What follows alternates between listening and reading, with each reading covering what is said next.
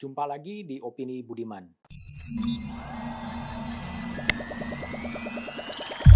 Musim politik tiba. Musim pelaporan kasus korupsi pun marak. Tren ini muncul di awal tahun 2022. Upaya melaporkan kasus korupsi sebenarnya sudah lama dilaksanakan, tapi tidak segempita saat ini. Presidium Poros Nasional Pemberantasan Korupsi Adi Masardi mendatangi KPK dan melaporkan sejumlah elit negeri. Menurut pemberitaan sejumlah portal berita, 6 Januari 2022, ada Menko Marves Luhut Panjaitan dilaporkan, Menteri BUMN Erick Thohir dilaporkan, Gubernur Jawa Tengah Ganjar Pranowo dilaporkan, Gubernur Jakarta Anies Baswedan dilaporkan, mantan Gubernur Jakarta Basuki Cahayapurnama atau Ahok juga dilaporkan.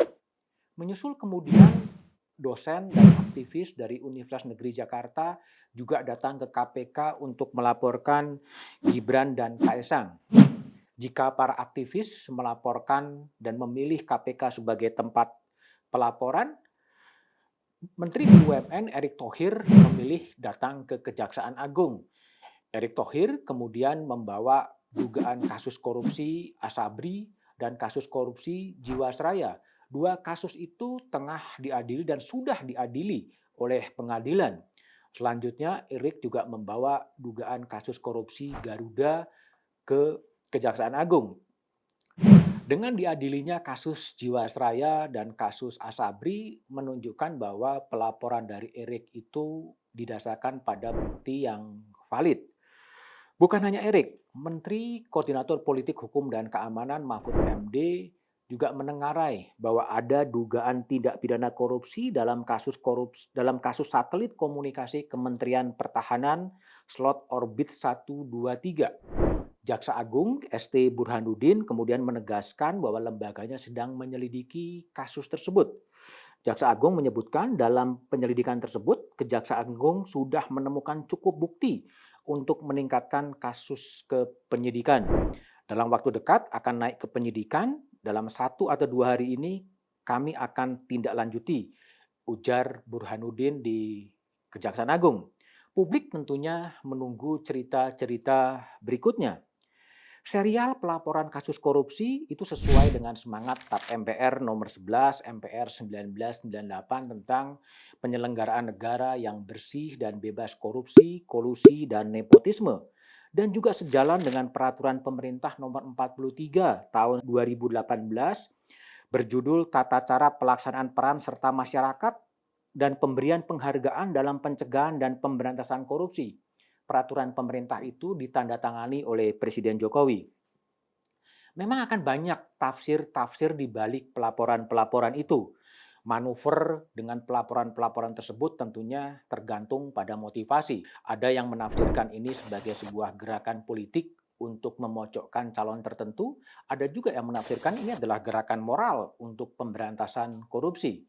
Ada upaya untuk melegitimasi seseorang, ada juga bisa menafsirkan ada upaya untuk mendelegitimasi seseorang. Itu hal yang biasa lebih-lebih di tahun politik. Lalu bagaimana mau menyikapi pelaporan-pelaporan yang ada? Kalau menurut saya langkahnya adalah mematuhi saja prosedur-prosedur hukum yang ada. Prosedur-prosedur itu dibuat sesuai dengan konsensus demokrasi. Bisa mengikuti undang-undang, bisa mengikuti peraturan pemerintah. Dalam peraturan pemerintah nomor 43 2018 yang ditandatangani oleh Presiden Jokowi jelas disebutkan ada peran serta masyarakat dalam pencegahan dan pemberantasan korupsi. Dalam PP tersebut disebutkan masyarakat dapat berperan serta membantu upaya kepada penegakan hukum. Laporan itu bisa disampaikan secara langsung, secara lisan, tapi bisa juga dilaporkan secara tertulis dengan tentunya identitas dari pelapor. Bahkan dalam pasal 9 PP tersebut disebutkan penegak hukum wajib melakukan pemeriksaan laporan, pemeriksaan administratif, dan pemeriksaan yang lebih substansif. Dan dalam 30 hari penegak hukum tentunya juga harus memberikan laporan kepada pelapor bagaimana tindak lanjut dari pelaporan kasus korupsi. Penegakan hukum bisa saja kemudian mengundang orang yang melaporkan. Dalam pasal 10 disebutkan, pelapor bisa menanyakan kepada penegak hukum, kepada KPK, kepada Kejaksaan Agung, bagaimana dengan status laporan dugaan tindak pidana korupsi, bagaimana kemudian tindak lanjutnya. Dan PP itu juga menyebutkan bahwa kemudian penegakan hukum harus memberikan jawaban atas pertanyaan jika si pelapor itu kemudian menanyakan duduk soalnya. Yang juga menarik, peraturan pemerintah itu juga memberikan hak pelindungan hukum pada orang yang melaporkan. Sehingga orang yang melaporkan adalah bagian dari upaya pencegahan korupsi dan berhak mendapatkan pelindungan hukum. Yang juga menarik dari peraturan pemerintah yang mungkin juga tidak banyak dibicarakan adalah pemerintah akan memberikan penghargaan kepada masyarakat yang justru konsisten untuk mencegah dan memberantas korupsi. Penghargaan itu bisa berupa piagam, bisa juga berupa remisi atau bagian dari uang negara yang bisa diselamatkan.